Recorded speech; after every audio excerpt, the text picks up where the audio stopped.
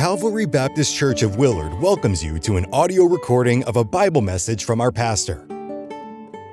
For more information about Jesus, the Bible, or our church, please visit our website at www.calvarywillard.org. Now on to today's message from the Bible. Mother's Day is a nice time to remember the gift of your mother. She carried you for 9 months, gave birth to you, and then spent years trying to help you to become a good person. Think back to the many times she dried your tears, fed you meals, washed your clothes, and, well, spanked you when you needed it. Your mother was a gift from God designed especially for you. While not all family situations are the same, consider how you can be thankful for the mother God gave to you. However, think about this. Mother's Day is not always a happy occasion for everyone. There are some women who never had the opportunity to have children for a variety of reasons. When everyone else is celebrating the holiday, she is filled with sadness because she was unable to have any children. Perhaps you know of someone like that, or you might be someone like that yourself. In today's passage, we will be looking at a woman who was unable to have children and how she responded to her situation. Our first question, what does it say? And here I'll summarize 1 Samuel 1:1-28. Elkanah was a man from Ephraim who had 2 wives. Their names were Hannah and Peninnah. Peninnah had children, but Hannah didn't. Elkanah went up to Shiloh every year to worship the Lord and to offer a sacrifice there. At that time, Eli's sons Hophni and Phinehas were priests for the Lord there. When it was Elkanah's turn to bring an offering, he gave some to Peninnah and her children, but he gave twice as much to Hannah because he loved her, despite the fact that the Lord had kept her from having children. Peninnah provoked Hannah about this. Each year the provocation got worse, and this time Hannah cried and stopped eating. Elkanah asked her why she was weeping and wasn't eating. He even suggested that having him for a husband was better than having 10 sons. After the family had finished eating at Shiloh, Hannah got up while Eli was sitting by the doorposts of the tabernacle. She was overwhelmed by her situation and prayed to the Lord, weeping with great emotion. During her prayer, she made a promise to the Lord. If he would give her a son, she would give him back to the Lord for life, and she would never cut his hair. Perhaps she was making him a Nazirite from birth. While she was praying, Eli was watching. He saw her lips moving, but no words came out, so he assumed she was drunk. When he confronted her about this, she explained that she wasn't drunk, but was simply pouring out her heart to the Lord. She didn't want him to think she was an ungodly woman. She was just overcome by her grief. Eli responded by telling her he hoped that the Lord would grant her request. This interaction with Eli perked her up, and she was no longer sad. After an early morning worship service, the family returned to their house in Ramah. Eventually, the Lord allowed Hannah to become pregnant, and she gave birth to a son. She named him Samuel because she had asked the Lord for a son. Elkanah and his family went up to offer the annual sacrifice and to keep his vow, but Hannah didn't go along because she wanted Samuel to be weaned before he would remain there forever.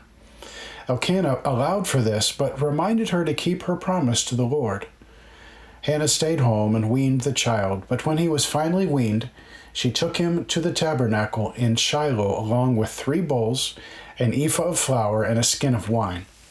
The boy was still young, but Hannah talked with Eli and reminded him of what had happened the last time they met. She told him that she had prayed for this child and that the Lord had granted him to her. In response, she was lending him to the Lord for life. Then they worshiped the Lord there. Our second question, what does it mean? I have 4 things for you today. Here's the first one. 1 wife is enough. We see that in verses 1 and 2.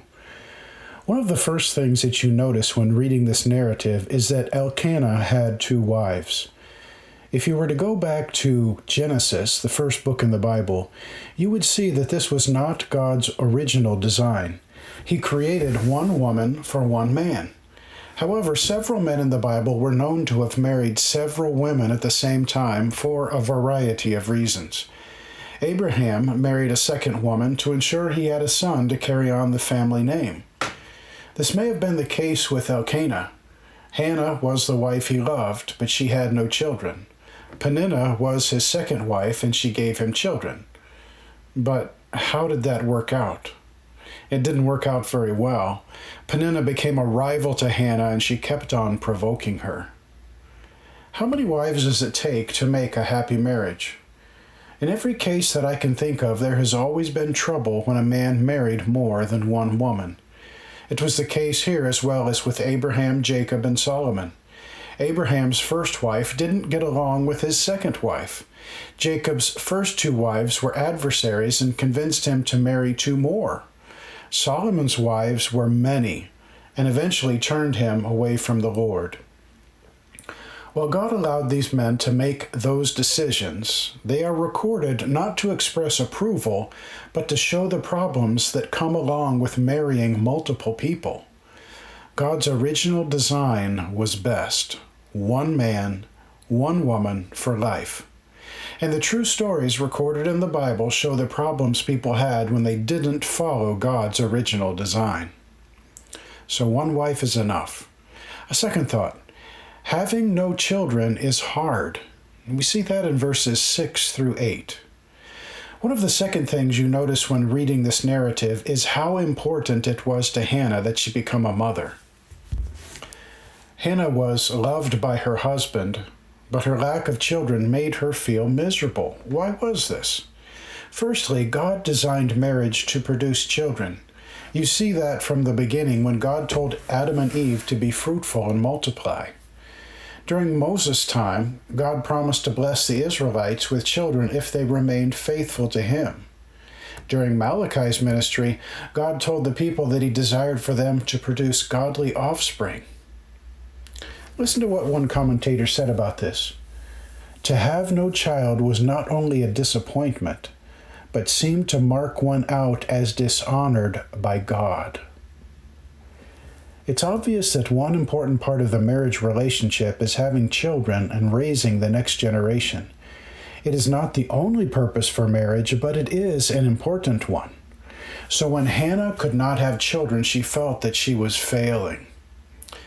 Secondly, people back then expected a married couple to have children. Remember how Rebekah's family blessed her when she left to marry Isaac? They wanted her to be the mother of many children. That's what people expected back then. So, when a married couple didn't have children, people began to wonder, is there something wrong with one of them? Why don't they have kids? Was God cursing them for something they had done? It must have been difficult for Hannah to face people who wondered these things about her.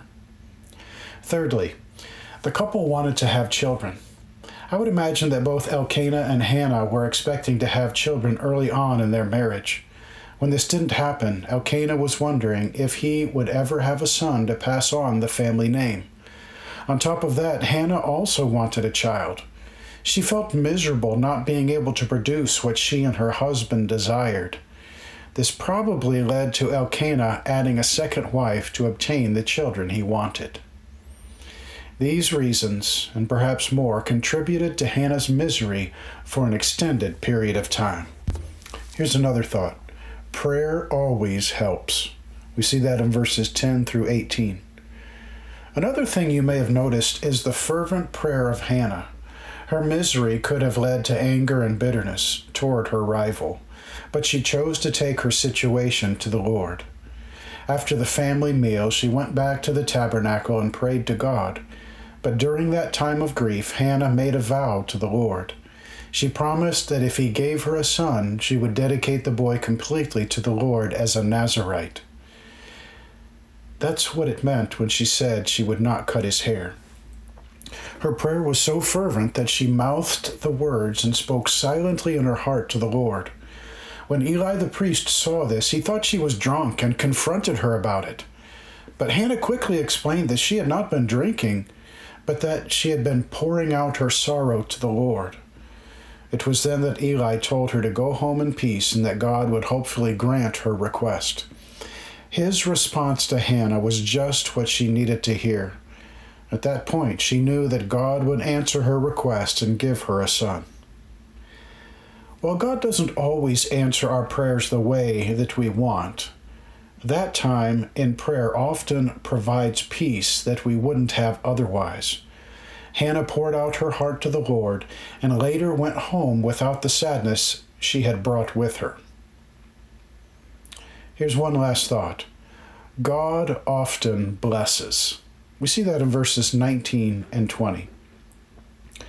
Another thing that you probably noticed is how God chose to respond to Hannah's fervent prayer. When the family returned home, Hannah became pregnant for the first time. The Bible says that the Lord remembered her.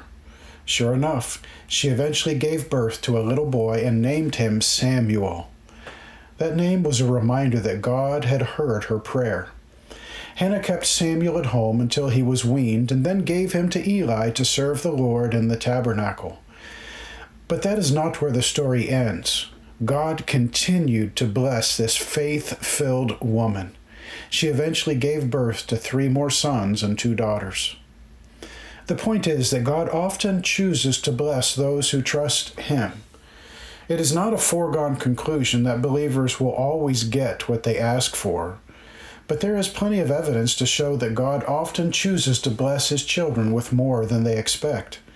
Hannah had asked for only 1 son, but God gave her 3 more sons and 2 daughters as well. What this reveals is God's goodness. Think of what Jesus said in Matthew 6. He mentioned that God clothes the field with flowers and feeds the birds every day. If He takes care of grass and birds, doesn't it make sense that He'll do even more for His own children? This is true because God is good, and He often chooses to bless us with more than we expect. Now this leads us on to our last question. How does it apply? Just 2 thoughts for you today. Here's the first one. Choose how you look at difficulties. All of the people in this story had a negative perspective about Hannah's barrenness. Elkanah thought her barrenness was an obstacle to be overcome. Peninnah thought her barrenness was an opportunity to take over. Hannah thought her barrenness was an impossible situation. But were any of them right? No. Each of their perspectives left God out of the situation. But was all actually lost? They seemed to think so, but God was still actively involved in the situation with a plan that would turn out for the best. One of the dangers of having a wrong perspective about life is forgetting that God is a loving, compassionate God who wants to do good for His people. For instance, in Romans 8:28, we are reminded that God works all things together for the good of those who love Him. This doesn't mean that every event in life will be enjoyable, or we can say that that event is good. Instead, it means that God causes all the events to work together, meaning the good and bad together, to accomplish good for those who love Him. Every Christian needs to have this perspective about the events of life. When you trust that God has a perfect plan that includes everything that happens, you will be able to find peace no matter what you face in the future. A second thing that builds on that. We first saw choose how you look at difficulties. Now, choose how you respond to difficulties. Only one of these people had a proper response to the difficulties they were facing. Elkanah responded to his wife's barrenness by adding another wife. Peninnah responded to Hannah's barrenness by provoking her. Hannah eventually responded to her barrenness by talking with God about it. Which do you think was the better response? Obviously, it was Hannah's response. Because she knew that God was the only one who could change things, she pleaded with Him to give her a son. God heard and answered her prayer by giving her a son and later blessed her with 5 more children. One of the dangers of responding quickly is that you might miss what God intended to teach you through your troubles. You can make a quick decision to fix your problems, but you will have to live with the results. You can respond with angry words and hostility too, but that won't take away your pain. It is only when you take your anxiety to God that you will find the peace of God that passes all understanding. When you come to the place where you are trusting God, you can then take your situation to Him and leave it in His capable hands. That is where you will find peace. Our conclusion. As you read through the Bible, you will find that there were many imperfect people. They struggled with bitterness, anger, poor choices, and plenty of sin. But you will also find a perfect God who lovingly worked with those people and helped them through their struggles. That same God is still actively involved in the lives of people today. Thankfully, He still has a perfect plan for each of us. If we try to handle our problems without Him, we will always be disappointed. But when we take our troubles to Him and submit our lives to Him, we will never be disappointed. So that leaves us with a question. Will you trust Him?